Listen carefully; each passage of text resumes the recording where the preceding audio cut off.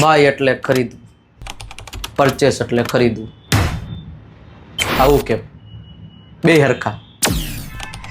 આ તકલીફ પડે છે. આરા બબે શબ્દ ઘુસાડી દીધા છે ને અંગ્રેજીમાં. એલા એક રાખ્યો હોત તો શું વાંધો હતો તમારો? હવે બાય એટલે ખરીદવું, પરચેસ એટલે ખરીદવું. મને કેમ ખબર પડે કે મારે કયું વાપરવું? હા, તો ખબર પડી જશે હમણાં એક જ વારમાં.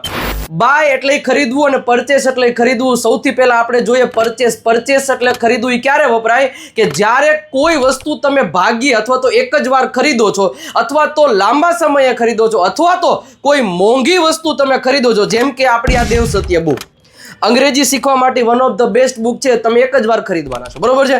તો તમે આ વસ્તુ ખરીદશો તો એમાં તમે પરચેસ લગાડી શકો છો. રેડી? તો જ્યારે શું કીધું કે ભાગ્યે જ અથવા તો બહુ મોંઘી વસ્તુ ખરીદવા માટે પરચેસ શબ્દનો ઉપયોગ થાય.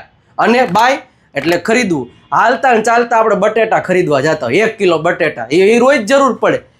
તો જે વસ્તુ તમે વારંવાર અને સસ્તી વસ્તુઓ ખરીદો છો તો એના માટે બાયનો ઉપયોગ થાય. આવી જ રીતે અંગ્રેજી શીખવા માટે દેવ સત્યનો ઉપયોગ કરવો જોઈએ, કારણ કે આમાં બધા એવા શબ્દો આપેલા છે.